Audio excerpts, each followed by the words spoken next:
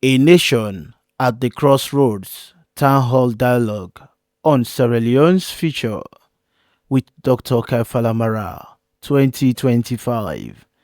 This program is proudly presented to you by the Kwenadugu and Falaba TV News. Enjoy.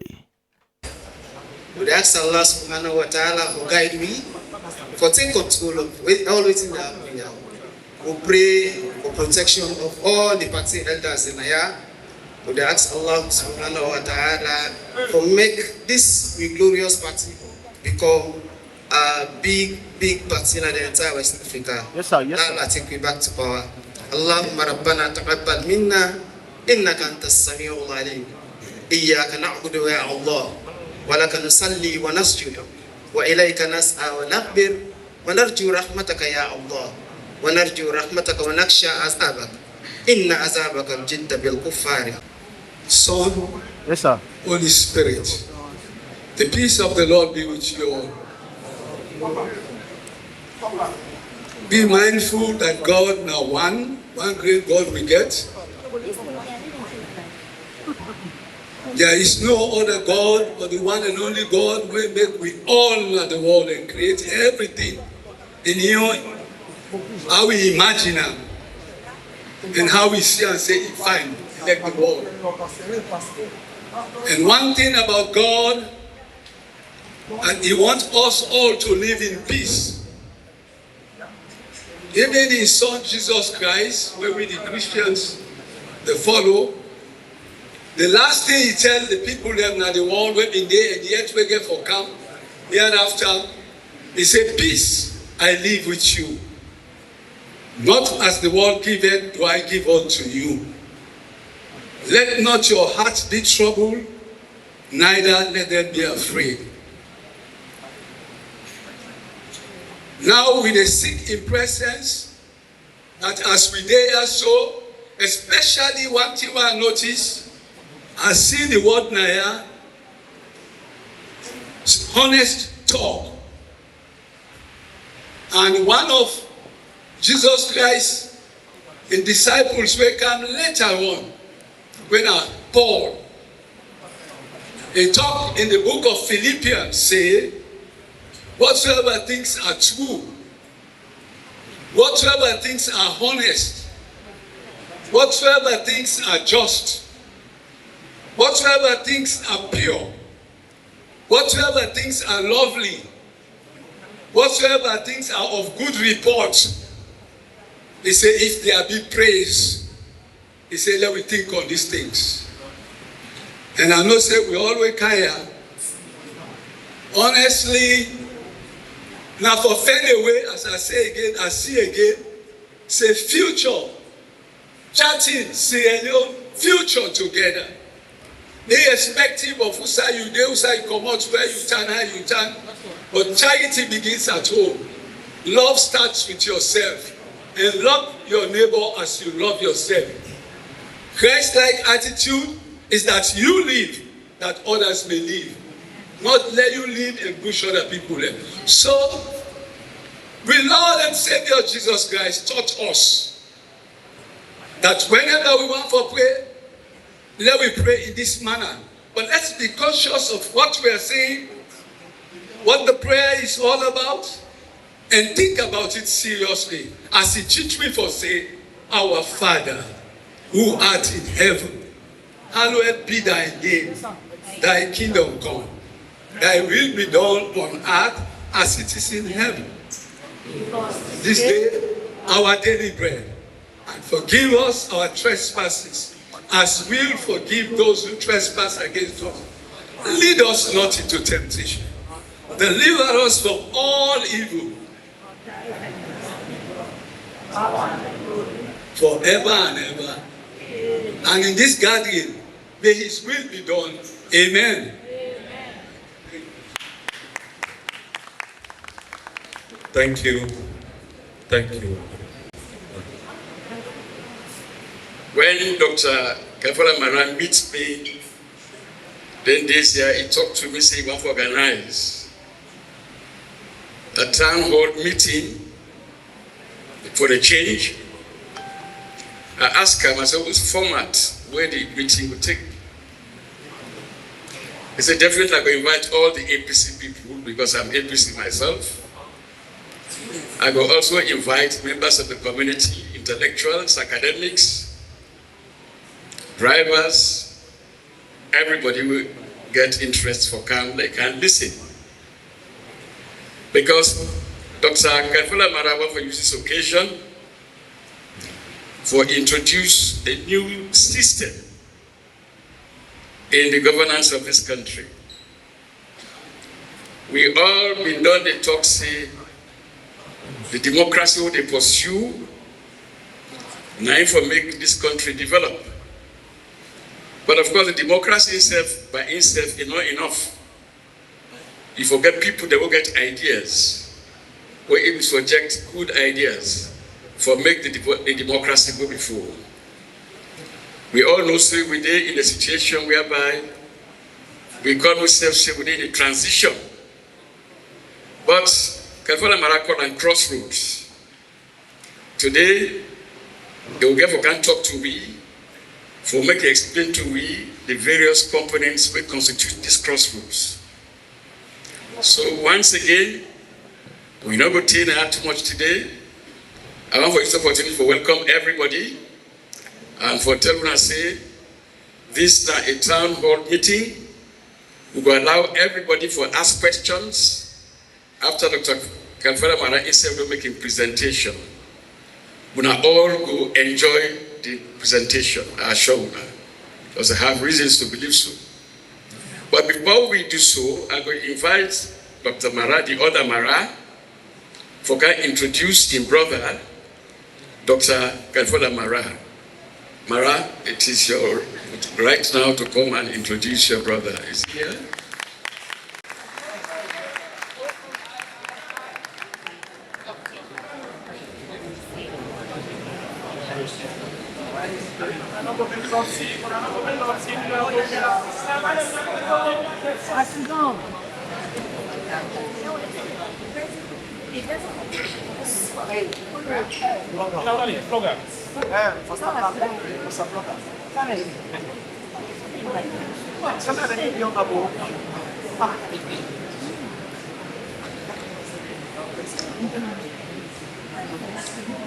Good evening all.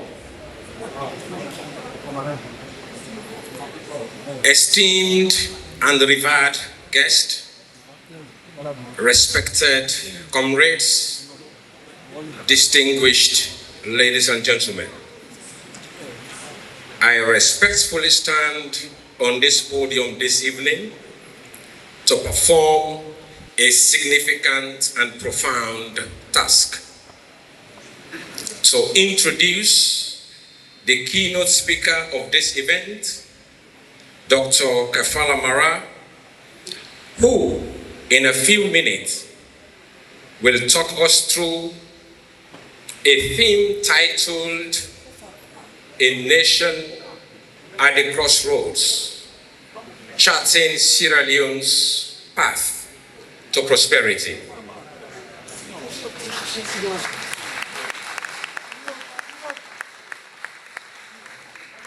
Thank you. Once a political pundit and a social commentator ascertained, and I quote, "In a time when our people struggle to believe in tomorrow, Dr. Kaifala Marah offers more than promises. He offers a proven record, a vision rooted in service, and the courage to lead us towards a future we can finally see, feel, and live. To contextualize this in a more political, philosophical terms, I will say it is a political pragmatism and tangibility.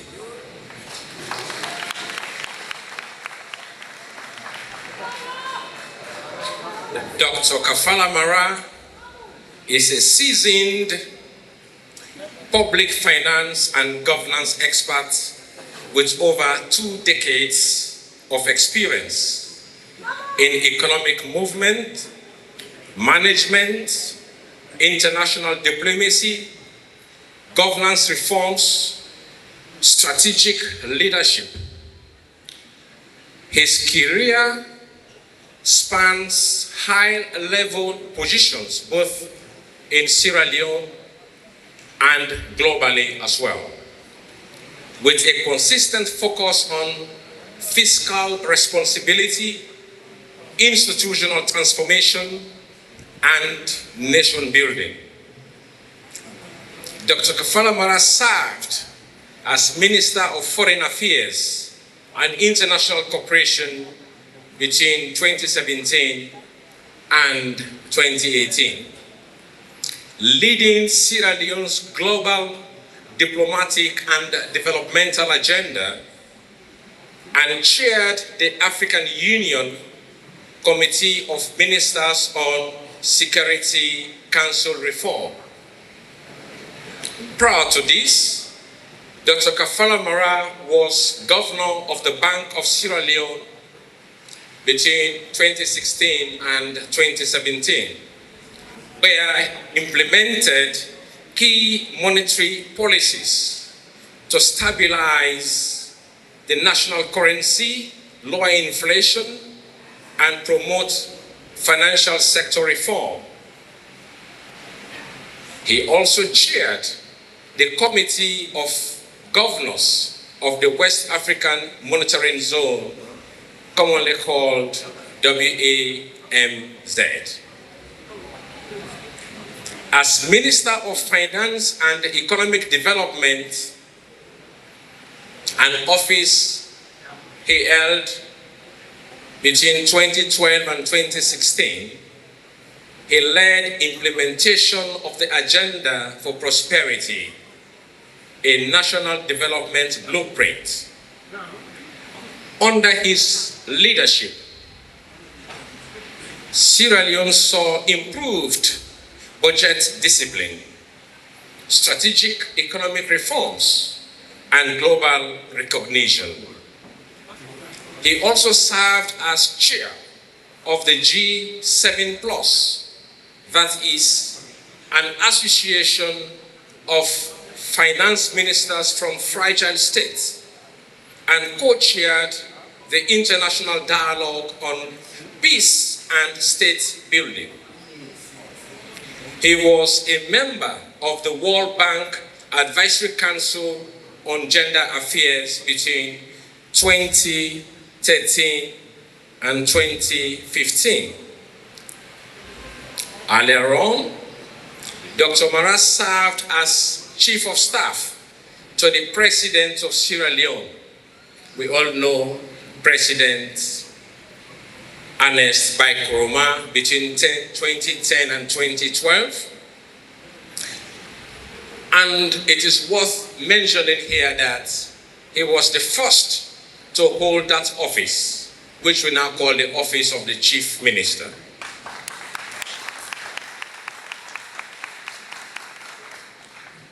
In that capacity, he coordinated cross-ministerial action on nation and national policy, advised His Excellency President Ernest Bai Koroma, and ensured implementation of the agenda for change through direct oversight of strategic and technical themes at the State House. Internationally, Dr. Kaifala Marah gained prominence at the Commonwealth Secretariat as a public expenditure management advisor. There and then, he provided policy guidance and technical support to finance ministries across Africa, Asia, the Caribbean, and the Pacific. He pioneered the Commonwealth guidance for public financial movements, its self-assessment toolkit, and established knowledge networks like the Commonwealth Public Procurement Network. Dr. Marah also held legislative and public support positions in the United States of America, serving as a budget analyst and legislative aide in the New York State Senate, and a graduate fellow at the Center for International Development, where he worked on fiscal reform projects in Latin America and Africa.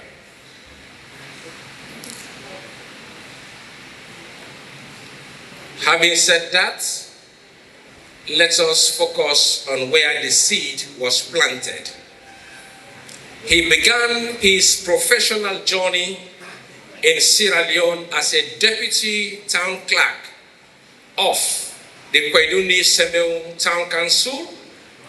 He also served as youth leader and also national president of the Kono Students Union. Dr. Marah is deeply committed to grassroots development, including, but however not limited, to road rehabilitation, rural microfinancing for women, and school construction in underprivileged areas. He is a mentor and policy coach, frequently engaged on issues of economic governance, fiscal oversight, and institutional leadership. Of course, Dr. Kaifala Marah is married to a very beautiful lady, Josephine, and they are blessed with 4 children. And Dr. Marah continues to champion transformational leadership and sustainable development across Africa. Having said that, let me summarize his educational credentials. He holds a PhD in political finance at the University of Hull in the United Kingdom. Under his belt, he holds a Master of Arts in Public Policy, State University of New York in the United States of America. He also holds a Bachelor of Arts in International Relations from Frobe College, Sierra Leone. Few awards and recognitions, including but not limited to Excellence in International Student Leadership, Rockefeller College in 2023, the New Generation Leader in Africa, the African Leadership Network in 2012, National Role Model for Youth Award, Sierra Leone 2012, he was listed, Dr. Kaifala Marah was listed among the 100 important or most influential persons in Sierra Leone that was covered by the Sierra Leone Ovation magazine. Having introduced him so far, distinguished ladies and gentlemen, I have the singular honor and privilege to welcome our keynote speaker of this memorable and historic event, as he shares his insights and vision, thereby dissecting, deconstructing, reconstructing, and quintessentially contextualizing the economic malaise and security challenges.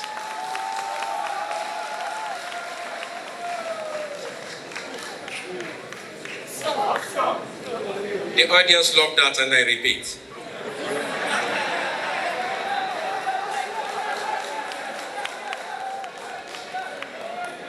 Distinguished ladies and gentlemen, I have the singular honor and privilege to welcome our keynote speaker of this memorable and historical event as he shares his insight and vision, thereby dissecting, deconstructing, reconstructing, and quintessentially contextualizing the economic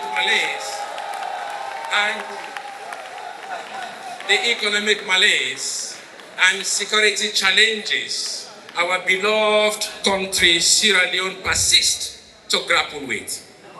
Nevertheless, as Dr. Kaifala Marah has a proven track record of exceptionalism, in his keynote speech titled "A Nation at the Crossroads, Charting Sierra Leone's Path to Prosperity," I am sure he will attempt to proffer solutions to the plethora of challenges confronting us as a nation state. At this juncture, therefore, distinguished ladies and gentlemen, respected comrades, please join me in welcoming the keynote speaker, my senior brother and mentor, Chief Dr. Kaifala Marah.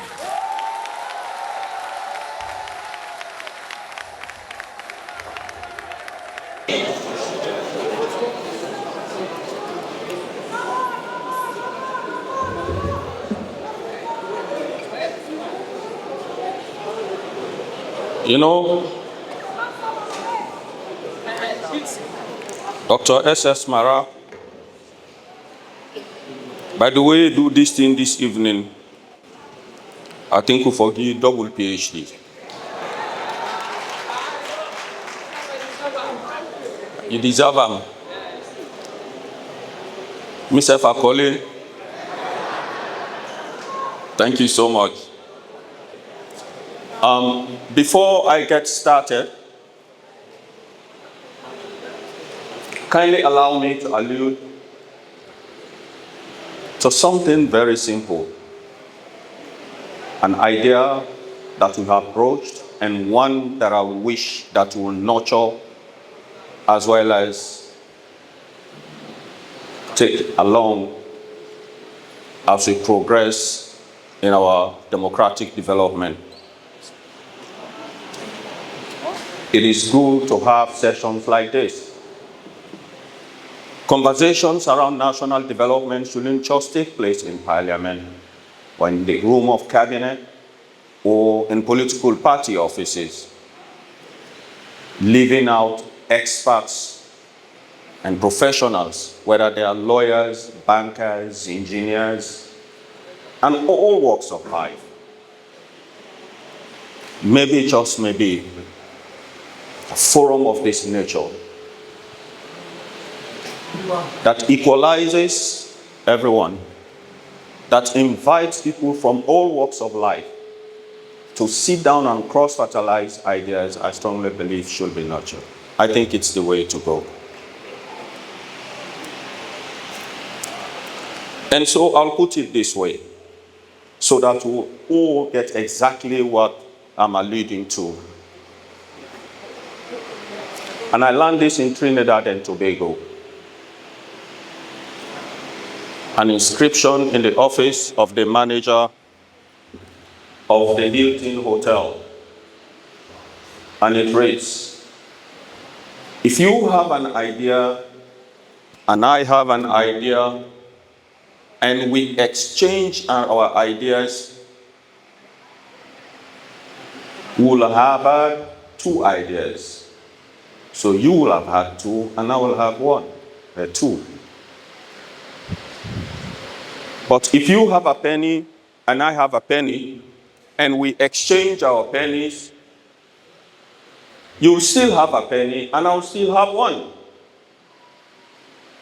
So the best possible scenario is to learn from each other and to cross-fertilize ideas. That is why we are here tonight. Distinguished professionals,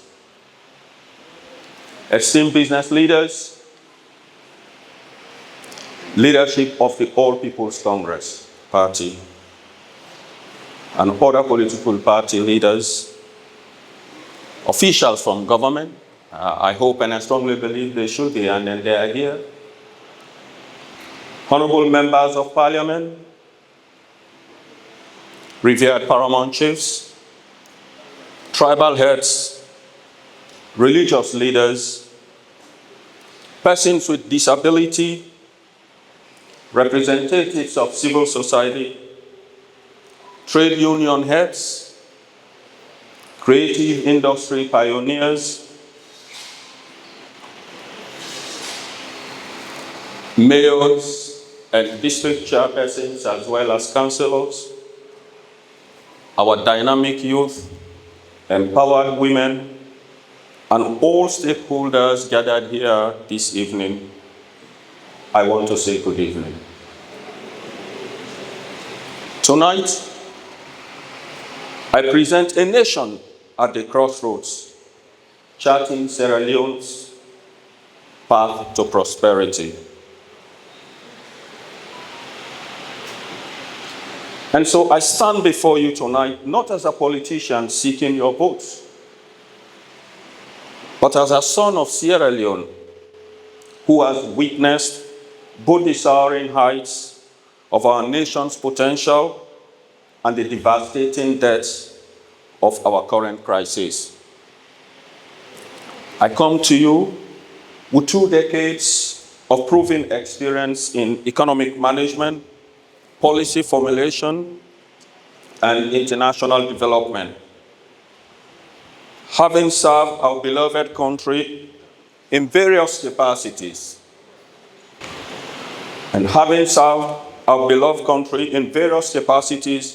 during President Ernest Bai Koroma's transformative administration that lifted Sierra Leone to become one of the fastest growing economies in the world.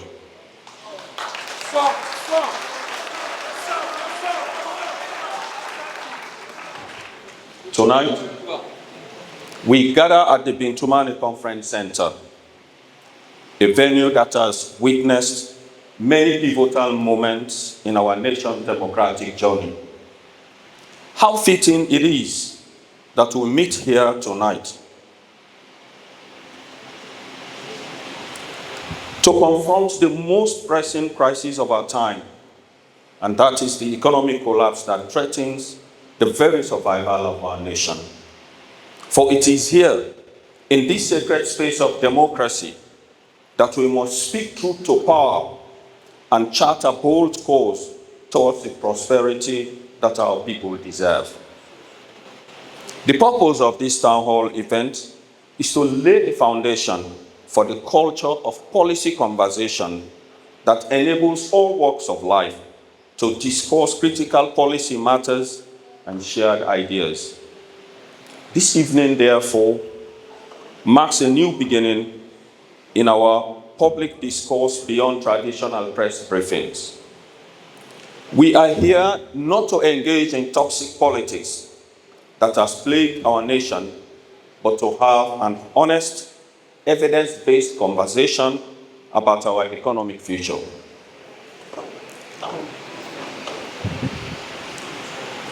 That is why we have in our midst professionals drawn from various fields contributing to national development. This dialogue, therefore, represents an opportunity for government to hear from the opposition and all walks of life for policy enrichment. My fellow Sierra Leoneans, we stand at a crossroads that will determine the fate of our nations for generations to come. The path we choose will determine whether our children inherit a nation of opportunity and abundance, or one condemned to continue suffering for unfulfilled potentials.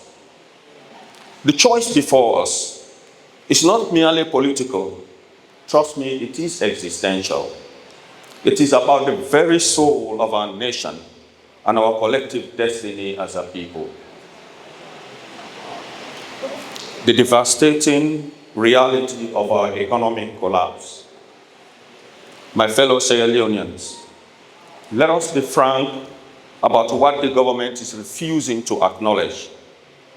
We are not just in an economic crisis, we are witnessing the systematic deterioration of our economy.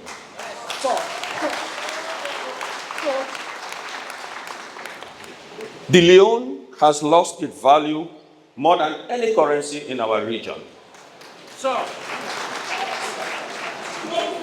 plummeting from 7,555 old Leones per US dollar in January 2018 to a staggering 22,400 old Leones per US dollar in June 2025. This represents a currency collapse of over 200%. Revenue collection is underperforming under a government that promised to block leakages, but has instead become the biggest source of leakage itself.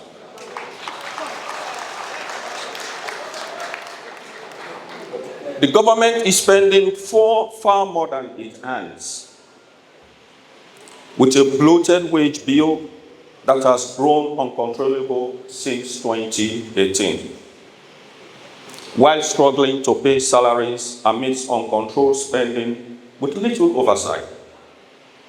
The endless and sometimes unnecessary foreign travels by government officials continue to drain our treasury whilst our people suffer.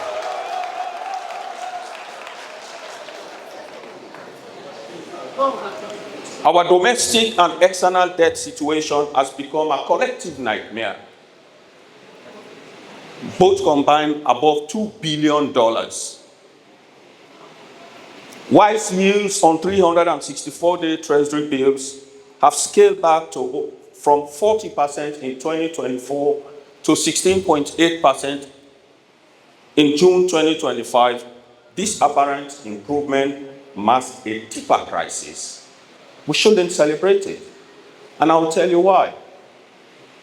Because the private sector has been completely crowded out of the credit market, and government remains saddled with the burden of debt created by years of high interest rates. With the Bank of Sierra Leone's monetary policy still at 23.75%, we must ask, if the government's appetite for domestic borrowing has supposedly reduced amidst weak revenue collection, what hidden mechanisms are keeping this government afloat? How is the government paying debts to contractors and suppliers when development partners have also turned off the tap on government? Ladies and gentlemen, the redenomination of the Leone, driven by political consideration rather than sound economic fundamentals, has left our gross external reserves at a dangerously low level of 1.8 months of import cover, far below the 3 months adequacy threshold. This leaves our economy vulnerable to external shocks and undermines our ability to maintain any semblance of exchange rate stability. Excuse me.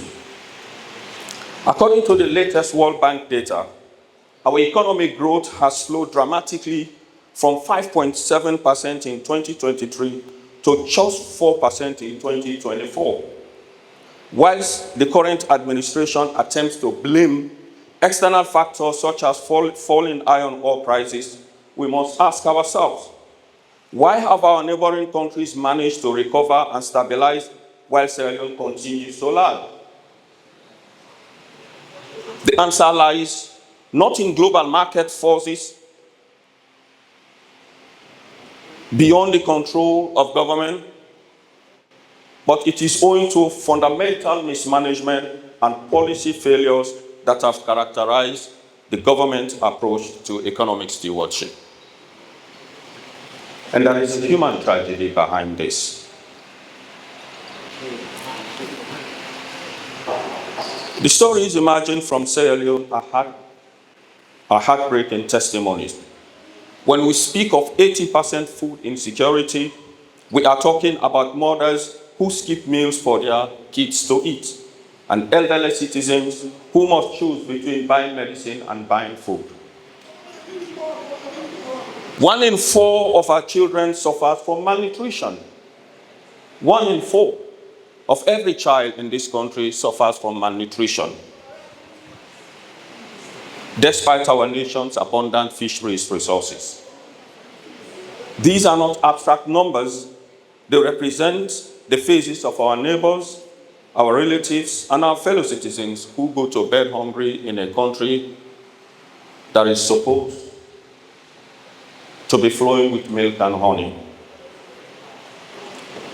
The 25% child malnutrition rate represents a generation of Sierra Leoneans whose physical and cognitive development is being stunted by policies that prioritize political expediency over human welfare.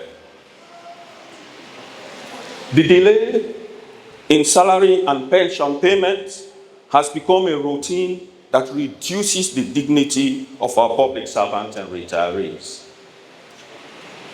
Teachers, nurses, police officers, the military and civil servants who dedicate their lives to serving our nation endure the humiliation of unpaid and delayed wages whilst watching government officials travel overseas in luxury.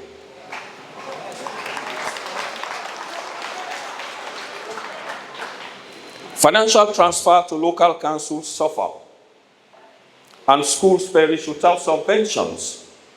This is not a mere administrative failure. It is the bankruptcy of a social contract between government and citizens. That is a fact. Ladies and gentlemen, allow me to share with you a tale of 2 administrations: transformation versus stagnation. To understand the magnitude of our current crisis, we must examine it against what Sierra Leone achieved under competent visionary leadership. The contrast between an Nkurumah administration, in which I had the honor to serve, and the current government performance is not merely stark, it is the difference between transformation and stagnation, between hope and despair. During President Nkurumah's tenure, Sierra Leone was recognized as one of the fastest growing economies in the world, achieving an unprecedented GDP growth. We achieved unprecedented GDP growth of 20.8% at peak. This was not luck or accident. It was a result of deliberate policies, strategic investment, and competent economic management. Even when faced with the devastating dual shocks of the Ebola epidemic and the collapse of iron ore prices, such as GDP dipped from 20.8% to a negative 6%, the Nkurumah administration demonstrated resilience and effective crisis management that enabled the economy to recover strongly, achieving 6.3% growth by the time we handed power in 2018. We admitted as a government that growth had been decimated by the twin shocks. We admitted the facts, and we introduced corrective measures. The president also enabled real-time audit by the Auditor General in the middle of the Ebola crisis. What an excellent demonstration of transparent and accountable leadership. Well, Sierra Leoneans have witnessed the reverse. That same Auditor General was suspended and removed from office by the same administration for doing her job.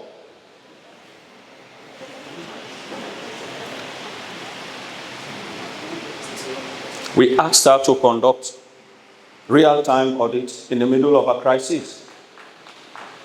And when you do the same work, they might then sack her. Yeah. In the energy sector, the infrastructure achievements of the Nkurumah era stand as monuments to what visionary leadership can accomplish.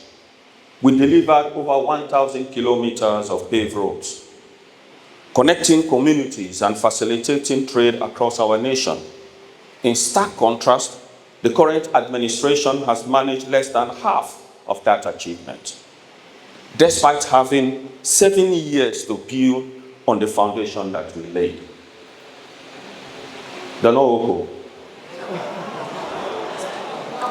In the energy sector, our accomplishments were transformative. We kept King Tom and Blackwell Road Power Plant functioning. We delivered the 50 megawatt Bumbuna Hydro Dam, along with additional hydro facilities, Charlotte, Bankasoka, and Makali. We brought Adax Bioenergy with 15 megawatts.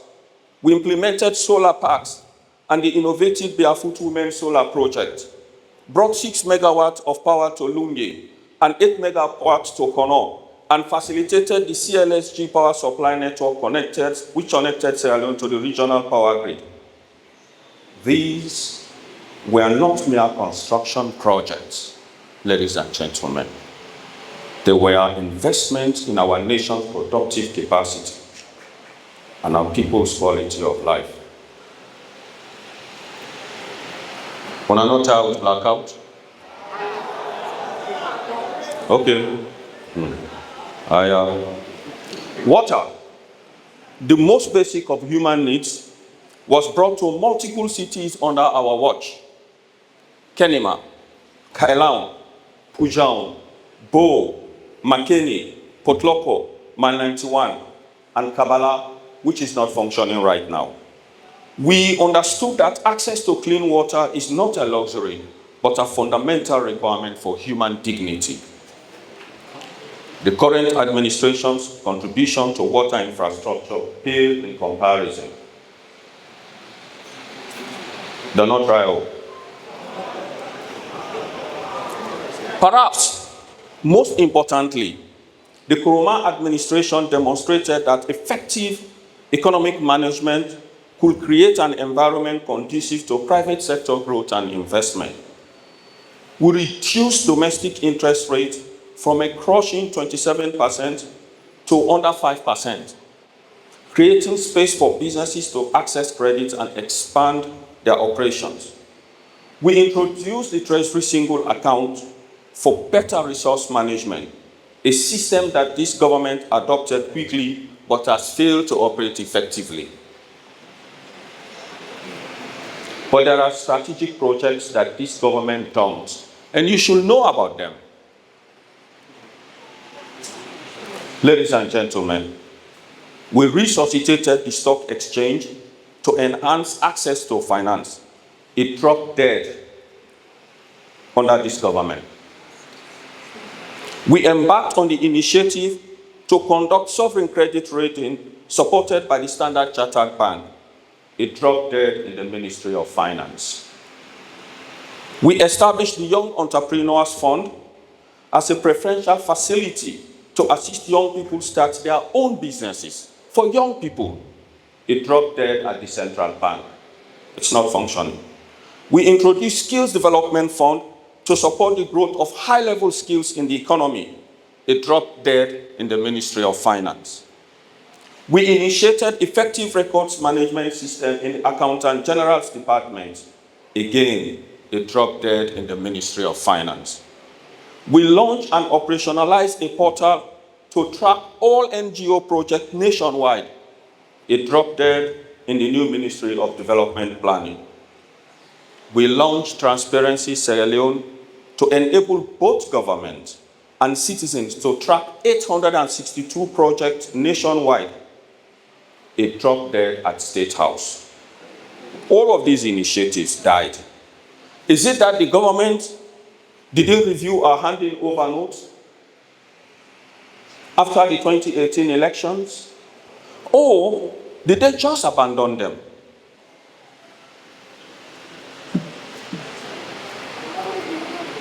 I leave that with you to ponder.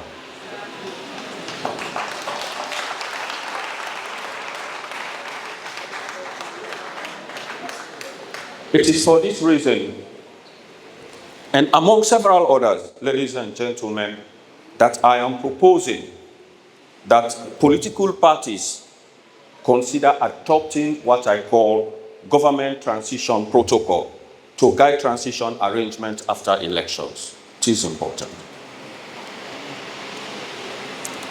Ladies and gentlemen, our approach to social protection during times of crisis exemplified leadership that puts people first. During the Ebola crisis, you will recall, when schools were closed for over a year, we ensured that every teacher in Sierra Leone continued to receive their salary on time.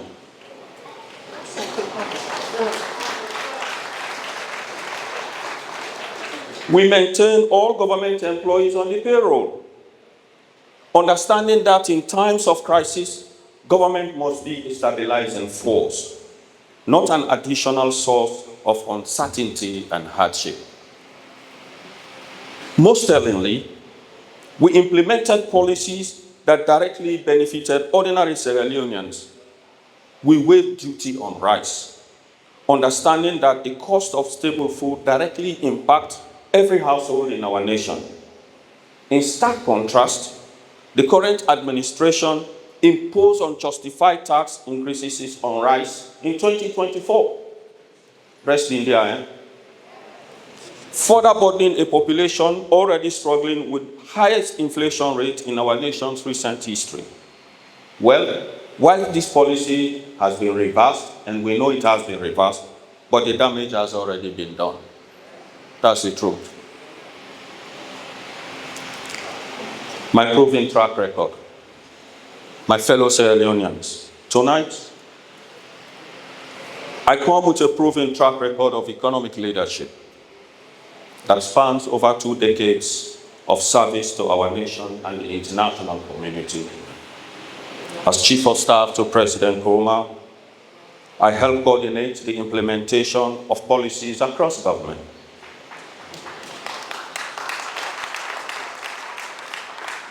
As Minister of Finance and Economic Development, I directly manage fiscal and monetary policies in collaboration with the central bank that brought inflation under control at 6.4% and created an environment for sustainable growth. Working in collaboration with the Bank of Sierra Leone, we recapitalized our ailing banks. We saved the Sierra Leone Commercial Bank and then the Rokel Commercial Bank, both of which are dividend-paying banks today. My experience as Minister of Foreign Affairs and International Cooperation provided me with the diplomatic skills and international networks necessary to attract foreign investment and development assistance. Beyond our borders, I've served as chair of the G7+ organization, representing 20 fragile and conflict-affected states in dialogue with international financial institutions and development partners. I have co-chaired the international dialogue on peace building and state building, helping to shape global approaches to post-conflict recovery and development. I have served on the World Bank Advisory Council on Gender and Development, contributing to policies that promote inclusive economic growth. I've served as advisor on public expenditure management at the Commonwealth Secretariat in London, where I provided training and advisory service to developing member countries across the world. This experience has given me unique insight into what works and what doesn't work in economic development.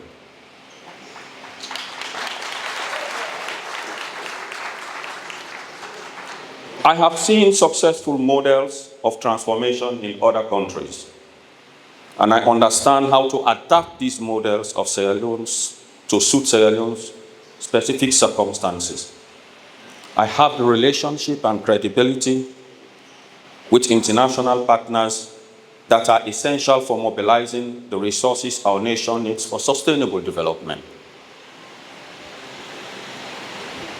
Immediate action recommendations to save our nation. Ladies and gentlemen, the current situation demands immediate action. Revenue is underperforming, expenditure is uncontrolled, compounded by an increasing wage bill and unreasonably high rates of travel. The government borrowing appetite remains high, with no credible strategy to manage domestic borrowing that comes with uncomfortable high costs.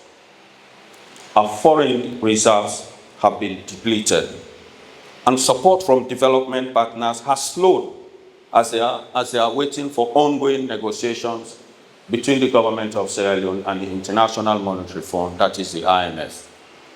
So nothing they happen right now. No partner will want it until government don't settle them problems with the IMF. Law no left sit until the bad, law help they have. First, fiscal rationalization. The Ministry of Finance must conduct comprehensive fiscal rationalization of both expenditure and the revenue streams. Government must review all areas of expenditure to achieve efficiency, reduce waste, and streamline recurring spending, as well as block leakages. This includes eliminating non-essential travels, unnecessary conferences, and other wasteful expenditures. The review must not be limited to expenditure alone.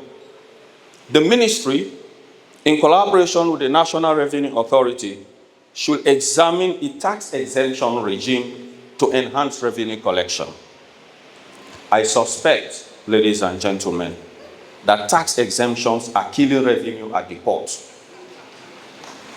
And so are excessive tax exemptions for mining companies depleting government earnings. Fiscal rationalization was one of the first policies I introduced when I was appointed Minister of Finance and Economic Development. During my first 6 months as minister, we adopted a 6-month zero borrowing policy, through which we achieved significant interest savings by scaling back interest rates below 5% on all tenors in the domestic security market. For example, the yield on 364-day tenor dropped from 27% to under 5%. These deliberate and complementing actions created fiscal space. As a result, we paid the highest minimum wage in the history of the country. We paid the highest minimum wage in the history of the country and increased salaries for members of parliament, for teachers, for nurses, the military, and the police. We increased allowances of councillors in local councils. We started paying monthly salary to paramount chiefs and the chiefdom police, etc. And we introduced the Constituency Development Fund to integrate members of parliament in the development delivery. This has been abolished by government. I don't think it's still there. Don't pull out. So, Pakuroma under APC say, for empower the MPs, for let them self-contribute to development at their respective constituencies, would begin for give them money. This government don't cut that. You know they again. Immediately after these sound policies, we pursued the Treasury single account to consolidate government revenues. I recall President Bio was quick to claim this as part of his leakage blocking campaign. When I remember we come, say Treasury single account is the block leakage. They grab the Treasury single account, not to know, now we get out.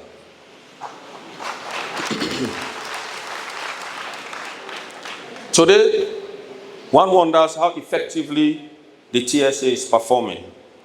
If it is not as originally designed, I'll urge the Ministry of Finance and the NRA to keep track of the transit account in commercial banks. Our second proposal, presidential commitments. Fiscal rationalization requires the full support of the President.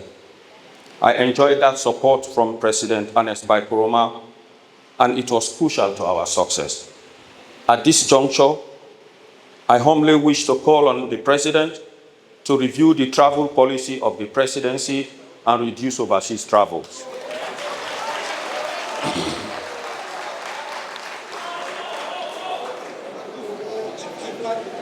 The endless string of travels is causing mayhem to the Treasury. Amidst poor revenue generation, high cost of borrowing, and the government's inability to meet statutory obligations like timely payment of salaries. The frequent travels of the president come with the following implications. First, it opens a floodgate of travels. Everyone else travels. No control. Second, it loosens the grip of the president on affairs of state. How? Because his absence kills the sense of urgency in government.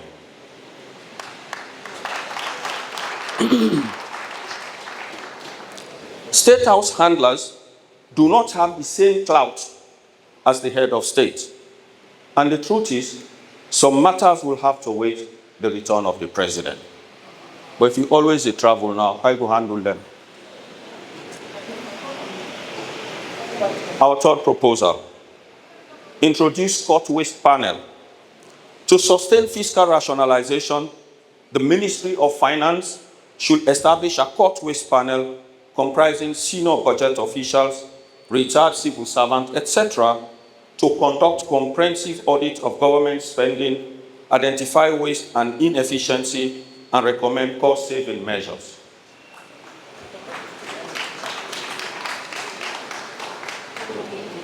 I see Minister Momodu Sidon, Nadane Biledu. Some ministries, and they bring ordinary mug for drink tea, now 1 million leos and say cost. So you get for review that. Law not pretend we'll get for do that. If you not do that, it's not possible for law go anywhere.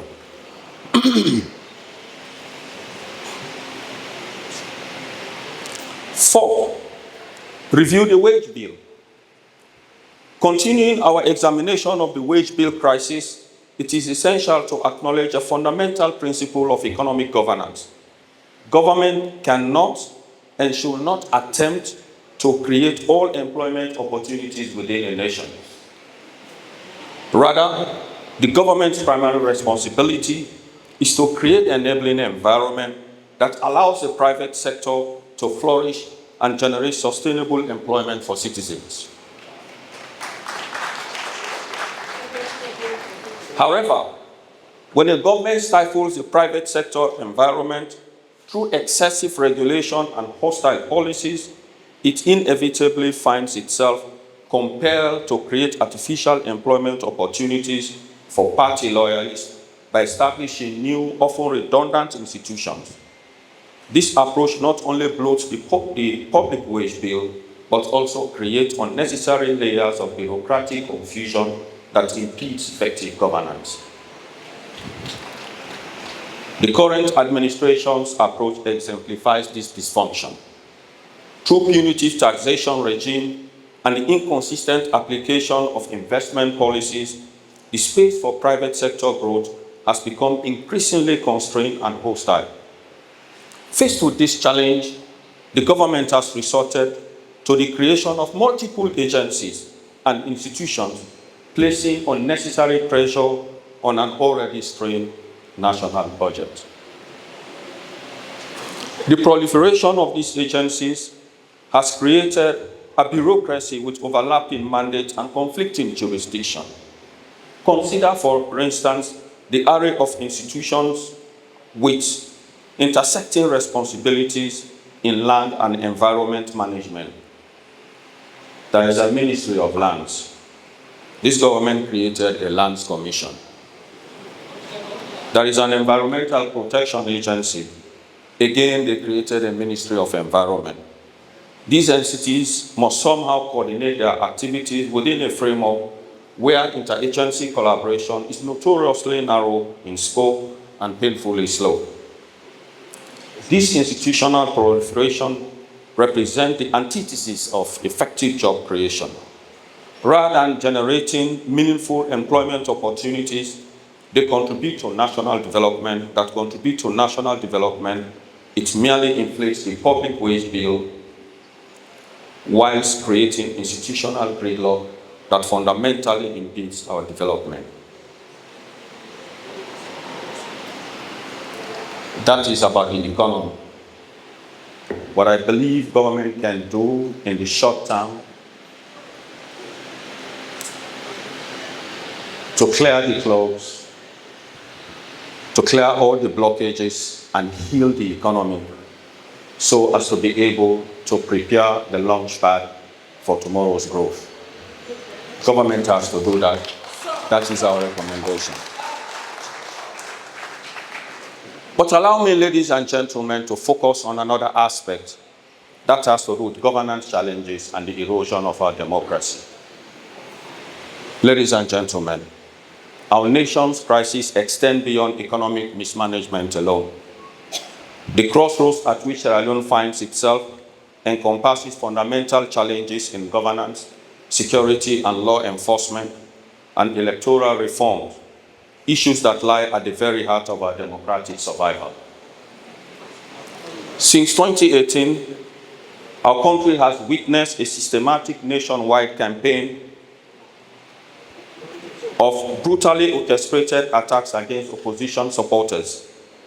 This reign of terror has been characterized by the cruel persecution of political opponents, with party stalwarts still languishing in detention.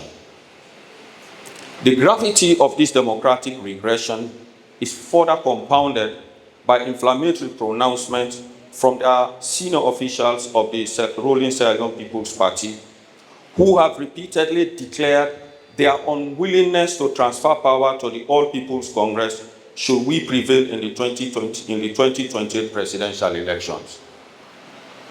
That didn't just talk no more. That not talk. No. The government has, on numerous occasions before, during, and after the 2023 elections, made illegal use of military aid to civilian power, resulting in the deployment of state security forces against defenseless civilians and direct contravention of our laws. This systemic approach represents nothing less than erosion of democracy, widespread human rights violations, and the oppression of opposition members. Our judiciary, once the guardian of constitutional democracy, has fallen victim of state capture, with judicial decisions increasingly divorced from legal precedent and constitutional principles. Law enforcement agencies have been similarly compromised, as have numerous civil society organizations and non-state actors who should serve as bullets against authoritarian overreach. However, I must pause here, ladies and gentlemen, to invite you all, distinguished, to recognize and applaud those courageous lawyers who demonstrated remarkable integrity by standing firm against the institutional manipulation of the Bar Association.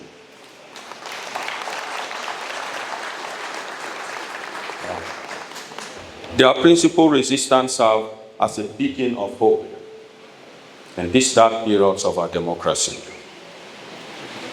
The recent appointment of an electoral commissioner for the Eastern Province, conducted without due process and contrary to the recommendations of the Tripartite Committee report, serves as a stark reminder of the comprehensive electoral fraud perpetrated during the 2023 elections.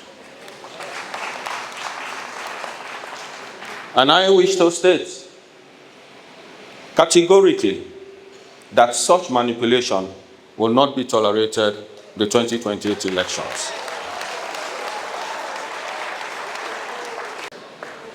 You know, the actions of government, they started a reminder of the way the 2023 elections were rigged.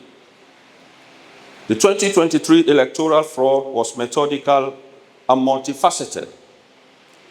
It began with the conduct of a fraudulent midterm census, continued with the systematic manipulation of election result management and tallying processes, included the deliberate exclusion of political parties from the printing and deployment of polling materials, involved the production of substandard voter identification cards, encompassed widespread polling day fraud, and culminated in flagrant violations of established procedures for tallying and announcing results after elections.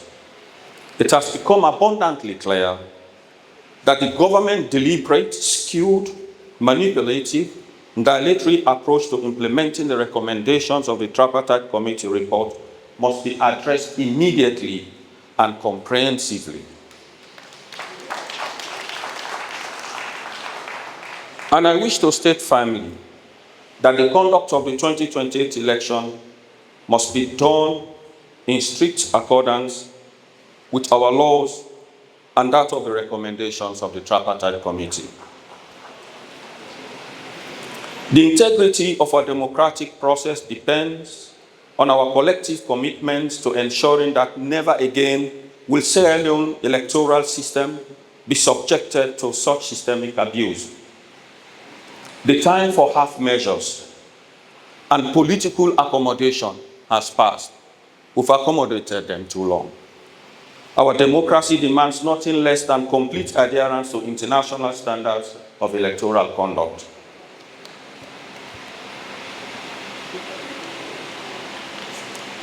In addition to all of this that I believe we should do as a political party, there is something else I wish to draw your attention to. And it is sad, it is a shame, but that's the reality. The toxicity of our politics and the deep animosity between the APC and the SLPP since independence account for the painful and slow pace of our development over 6 decades. This was exacerbated by the 11-year civil conflict and deepened by the rigging of the 2023 elections, which has eroded trust between the two main political parties. You know, when a nation finds itself in such a conundrum, there must be a team of eminent persons who can speak truth to power and provide advice as the conscience of state. Sadly, this is lacking in Sierra Leone, as the toxicity of our politics has permeated even the religious bodies and all stakeholder institutions.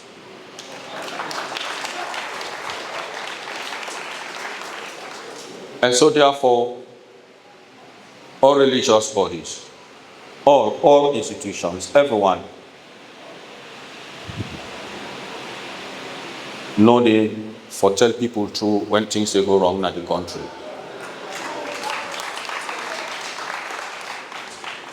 So I propose establishing a league of eminent Sierra Leoneans to play the role of moral guarantors, to secure peace and steady the ship of state.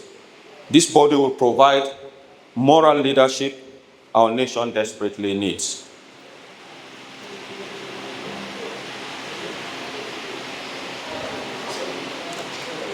Ladies and gentlemen, that is on our democracy, our rule of law, and everything that has to do with our right.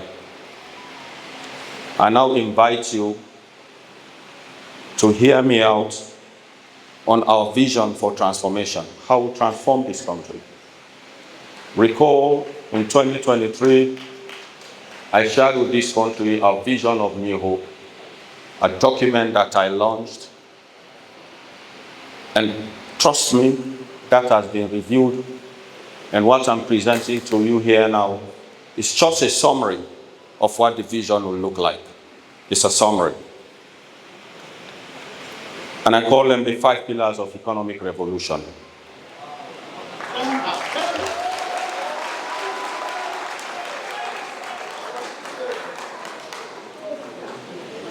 Based on my experience and analysis of our current challenges, I present a comprehensive 5-pillar economic transformation agenda, along with several enablers that will restore Sierra Leone to prosperity and ensure that the benefits of growth are shared by all our citizens. We'll attain middle income status by 2035 and transform Sierra Leone to become a center of excellence in wealth creation and exemplary progress. We'll accelerate energy capacity at 1,000 megawatts, deliver clean drinking water above 90%, adopt a social reform agenda, improve access to health and basic human services.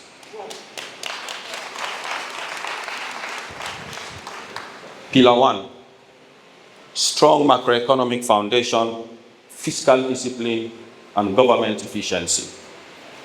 We will immediately work towards achieving a strong macroeconomic foundation backed by comprehensive fiscal discipline through the cut waste panel, among others, and implement a debt sustainability framework that ensures our borrowing remain within our manageable limits. We'll restore the Treasury single account to its intended function and implement modern public financial management systems that track expenditure in real time. We'll embark on effective revenue mobilization, for example, increasing revenue in the fisheries sector from its current deteriorating trend. We'll invest in mobile tax platforms, e-invoicing systems, and electronic fiscal devices to modernize our tax collection.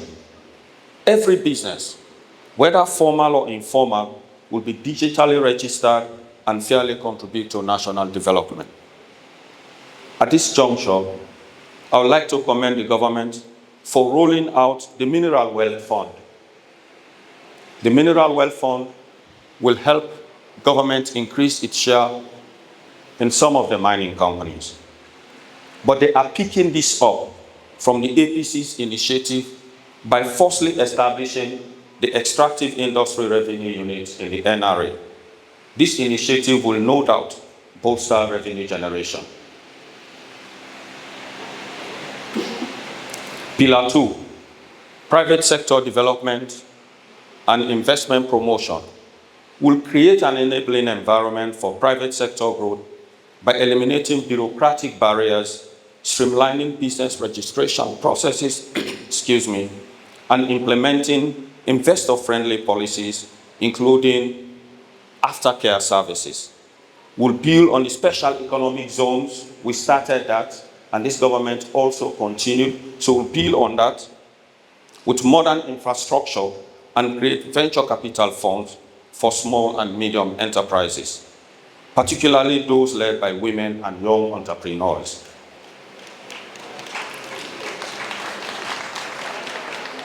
We will set up a high-level National Economic Council to provide technical support and a Business and Investment Council to advise the government on improving the investment climate. At this juncture also, I would like to commend the government for signing ambitious projects with relevant US institutions on energy and infrastructure development. These are opportunities to build upon. So not to for just tell and say then they do bad. When they do good, we acknowledge that. But the bad is what pass the good. Pillar 3, agricultural transformation and food security. It is unacceptable that a nation blessed with fertile soil and abundant rainfall should have 80% of its population facing food insecurity. We'll implement a comprehensive agricultural transformation program under our Green Economy Initiative that increases productivity, improves market access, and ensures food security for all Sierra Leoneans through rural infrastructure investment, improved seeds and fertilizers, and climate-smart agriculture. We'll roll out an ambitious agricultural program enabled by the nationalization of land. Yes, we'll nationalize some land for large-scale agriculture and commercial agriculture, and we'll establish a bank for agriculture and industry and leverage our comparative advantage, such as in cassava and rice production. Pillar 4, energy, security, and infrastructure development. Building on the achievement of President Nkrumah, we will set a target of delivering 1,000 megawatts of energy and accelerate the development of renewable energy sources, expand the national grid to reach underserved communities, and continue the road construction programs, which with a focus on connecting agricultural areas to market and improving regional connectivity. Pillar 5, human capital development and social protection. We will invest strategically in building a resilient and future-ready population through a transformative literacy and skills revolution, robust education system reform, and expanding access to technical, vocational, and entrepreneurial training. Our goal is to empower all citizens, particularly women, youth, and the elderly, with the knowledge and tools needed to thrive in a modern, inclusive economy. We've been starting this under President Nkrumah, who established the Skills Development Fund. We said, okay, make we train 200 to 300 young people in solar engineering that will help them form themselves into companies. And then we use the Young Entrepreneurs Fund, when a special fund within at the central bank for funding companies there, so then go train. And what we go do, we assign them companies there to all the districts, so now them for the handle all solar projects we government they do. They bring them all together, then form one company, then list and at the stock exchange will be established. That stock exchange, they don't die today. They will charge them with the responsibility for charge the country in future under clean energy. Development not to accident, not to act, not science. You get for act on them. Now some of them kind of things will get for do. You create opportunity for young people and for women them as well. It's painful. Even the barefoot solar project where government been established. Now so woman then, we call them solar engineers, so woman them. Then start, we build this relationship with people in India. So women then will become solar engineers. You get women that will not go to school one day, but then are solar engineer. So if you expand the scope of that project, how do women then go to the field? They're not going to be part of the economy. You're not going to integrate them. Because now women know when picking have backcourt, now know when picking the talk about who saying but they don't want. So we give women the opportunity, the country they grow. These are some of the initiatives that we're going to take forward.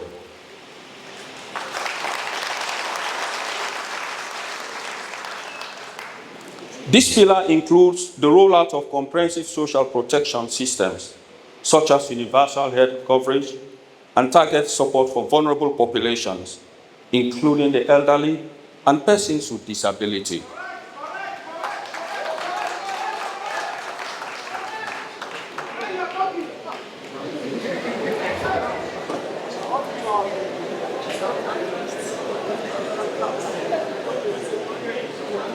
That's not the disability there, man. Okay, well, even inside the tripartite report, one of the things to say that people with disability, political parties for make chance for integrate them in elections so that themselves will find themselves in election offices. And that 10% of all positions, all apart from the presidency, 10% of all offices, all positions for the young people.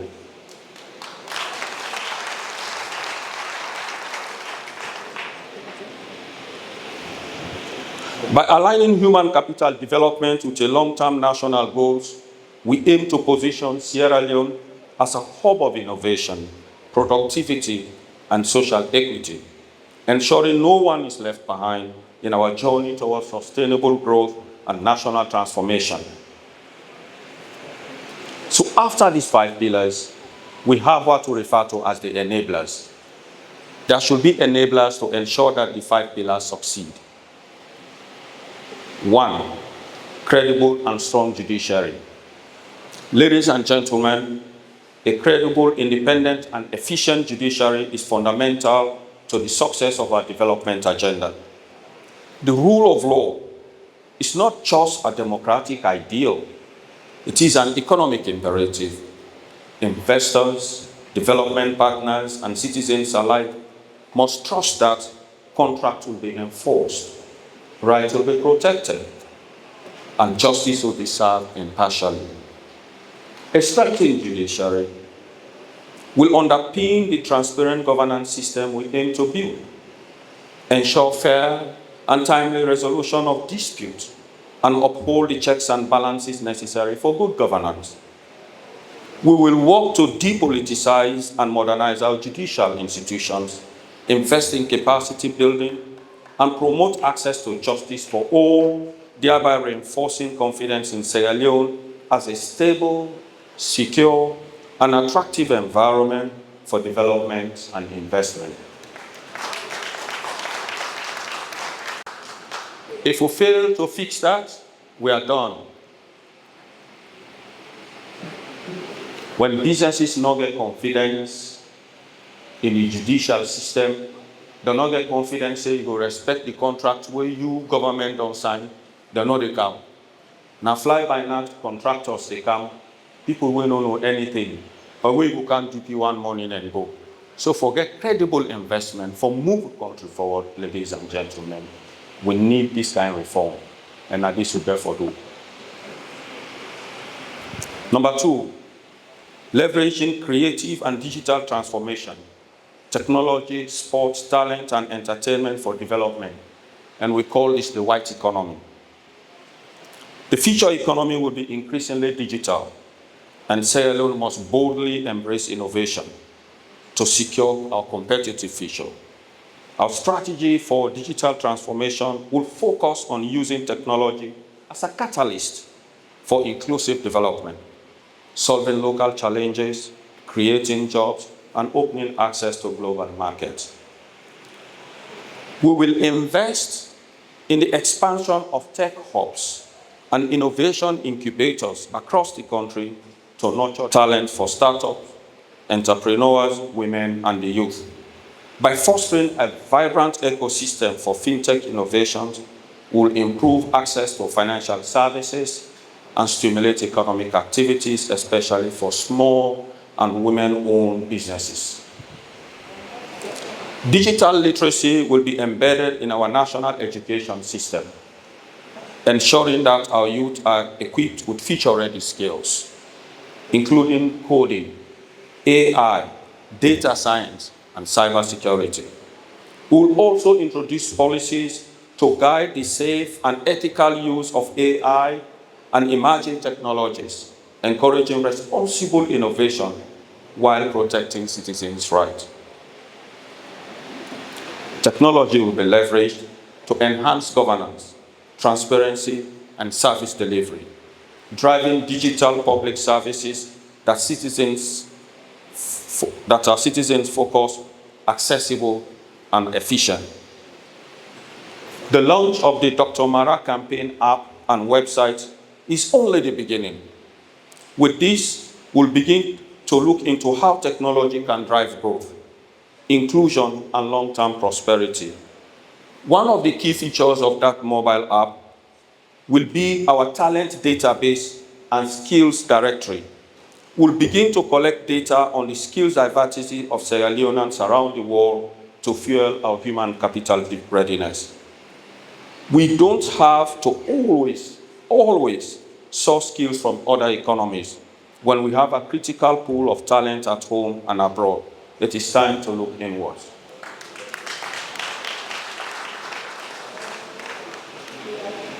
Let me explain this a bit. So we want to fix the challenges for access to water. And you are looking for experts. And so what you do is you reach out to the World Bank or ECOWAS or the Islamic Development Bank or African Development Bank to send you experts. They come, they do pre-feasibility, they finish with that. Someone again comes, reviews that, and then they do the proper feasibility study. Then they conduct environmental impact assessment. They do their cost-benefit analysis. How many months? 36 months, sometimes 3 to 4 years. Why? Because you do not have the experts in your country. But the reality is Sierra Leone has grown. We have experts around the world, but we do not know where they are.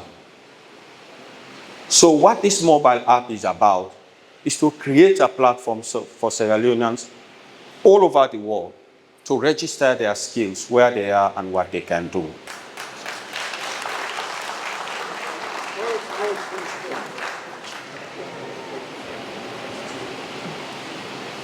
So let us assume we hit commercial proportions tomorrow for the oil and gas exploration that is ongoing. Question is, where are our experts? Because that person where they go study oil and gas, not to oil and gas, now the story of oil and gas. But you know to chemical engineer, you know to hydraulic engineer, you know nothing. So that they go come manage them for we. Now Ghanaians and Nigerians. But with this app, you never know say Sierra Leone'S and then at the world. We don't already do this. So when 10 reach, you just go in a database, you identify expert them across the world, you bring them, deploy them. It saves you time and money.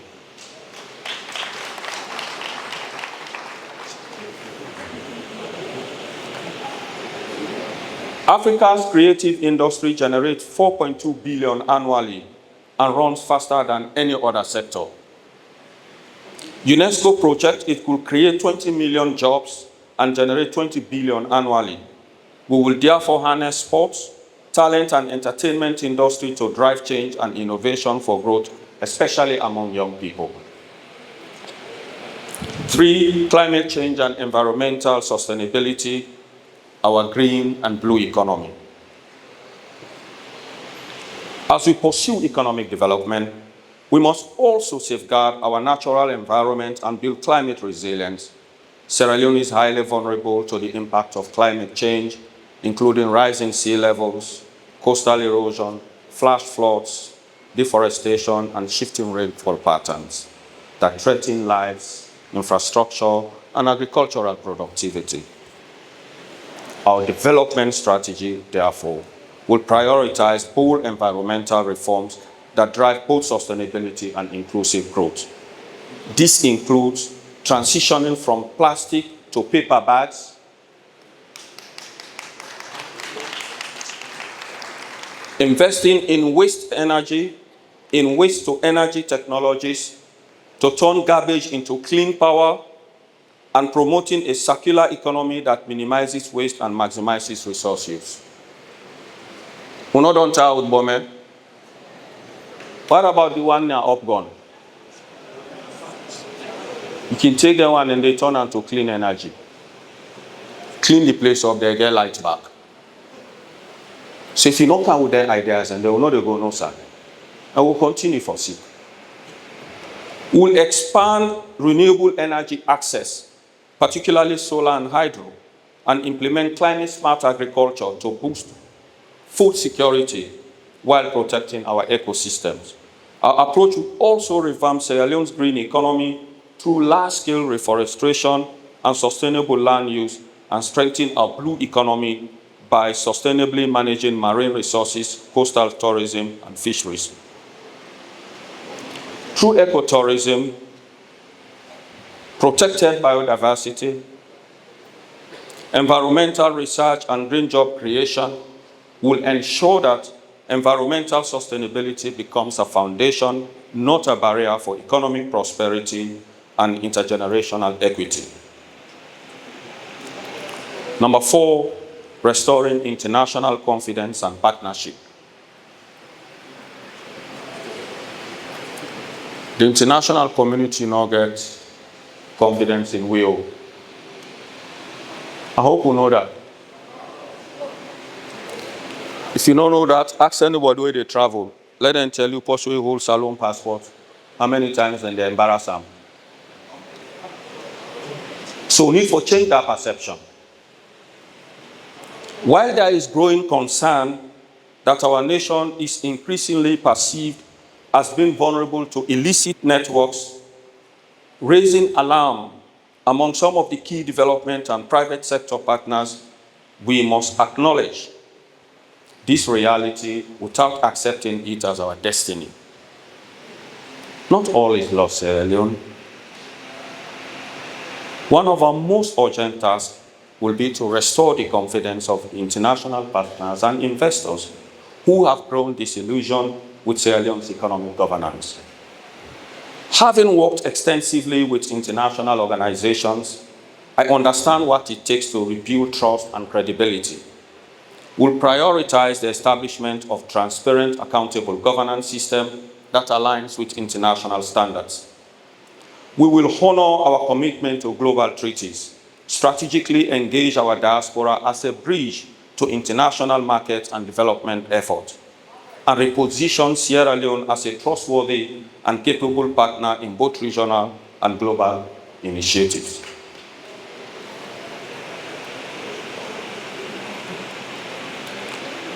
So I talk about the diaspora. The diaspora get a lot for contribute. Me no dey go na WhatsApp groups, so no more. But whether na the diaspora or na Sierra Leone, we go through the groups and na plenty halala. They don't time for challenge the diaspora. Una form special purpose vehicle for support some project or some programs. Whether na energy or na for build affordable homes. We get for do that, but we get for able to organize the diaspora, then for become one big chunk for help develop this country. You go know that by the remittances and the send every now and then to the country. So we get for position the diaspora in the economy.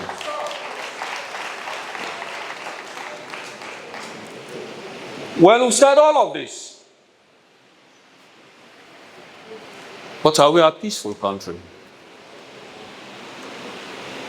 Are we okay? Are we fine?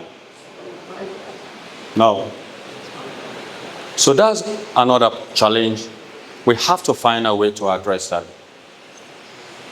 And I call it a call to unity and collective action. And I say this because me have been chair of the G7 Plus of 20 fragile states. We don't go through conflict and don't get issues and challenges.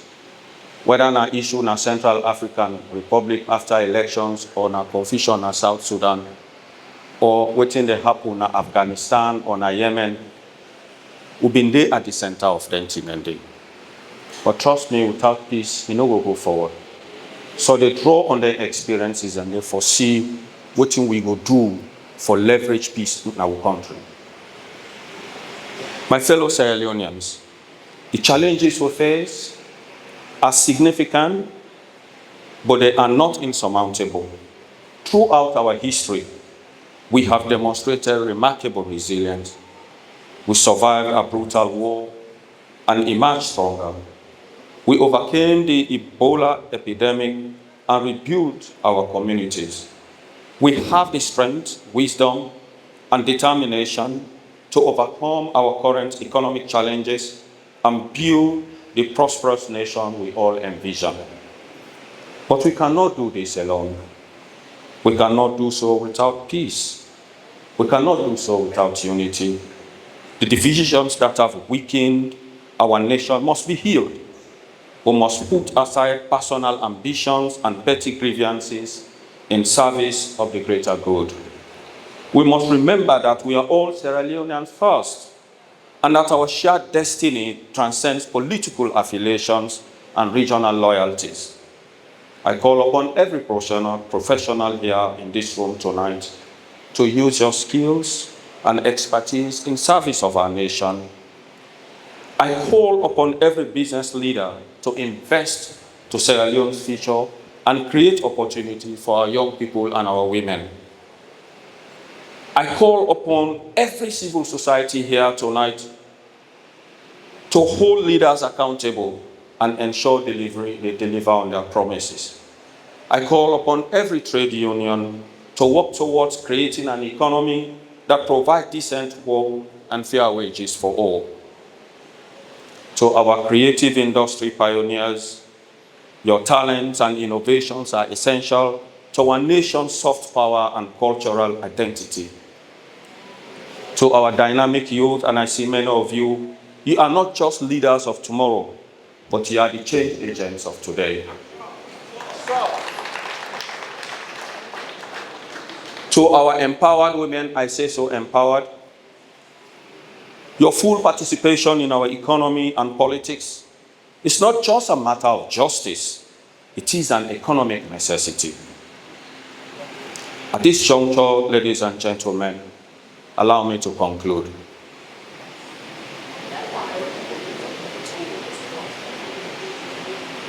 My fellow Sierra Leoneans,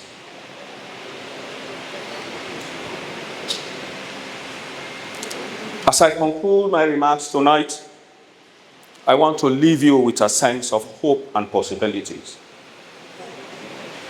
Yes, our challenges are significant, but our potential is even greater. We have the natural resources, the human capital, and the strategic location to become one of Africa's prosperous nations. What we need is leadership, strong leadership that can unlock this potential and channel it towards sustainable development. The choice before us in 2028 is clear. We can continue down the path of economic mismanagement, policy inconsistency, and declining living standards, or we can choose a new path based on proven policies, experienced leadership, and a comprehensive vision for transformation. We can choose to remain trapped in the cycles of poverty and dependency, or we can choose to break free and claim our rightful place amongst prosperous nations in this world. Sierra Leone deserves better. Our children deserve even better. Our future deserves the most. Together, all of us, we can build the Sierra Leone of our dreams. A nation where prosperity is shared and opportunities are abundant, and every citizen can live with dignity and hope. The time for change is now. The opportunity is before us, and the choice is ours. Let us choose wisely, ladies and gentlemen. Choose wisely. Let us choose boldly. And let us choose together. Let us choose our new hope for Sierra Leone.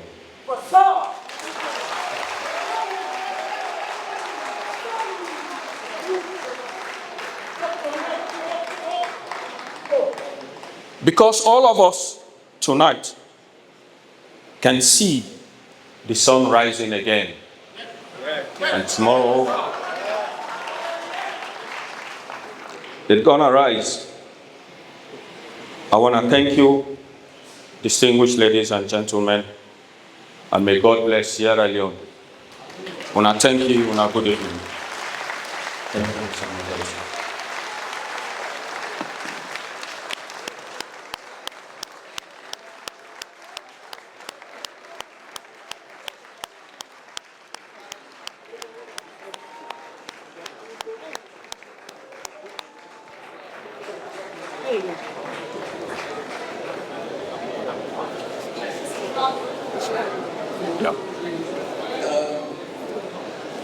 Fellows of our sister, thank you very much, Dr. Marah.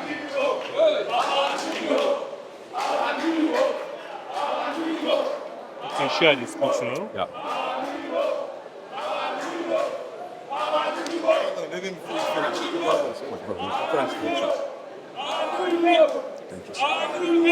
Amazing.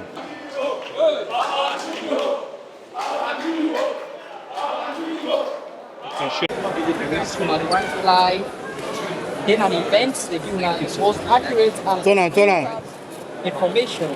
Live and direct. Turn on. Doctor. Yeah, so. So, what's it going to see? Today, live and direct. Good evening, all. I am Mohammed Saleh Bonte, the National Administrative Secretary General for Community Disaster Management Committee, Sierra Leone. On behalf of the young generation of leaders of Sierra Leone and all walks of life, I hereby presenting this particular frame to Dr. Kaifala Marah in honor and deep appreciation. A call for all walks of life in a world yearning for their leaders. You will have some Talk platform with the live as education. empowering Marah, the youth one of the strongest leaders for the All People's Congress Party, and inspiring as the common denominator Your vision is not reserved for the elites, but share freely with the women's, farmers, traders, the students, the teachers, and even school starving for a better salary. If I walk among the people, not as leaders, but as the servants, leading with vision, humility, and unwavering hope. On this point, on behalf of the young generation of Senegal, we want to say thank you for being a leader for all our new hope with gratitude and admiration. I want to say thank you very much. My name is Mohammed Said Kose, National Administrative Secretary General for Community Disaster Management Community Senegal. Thank you.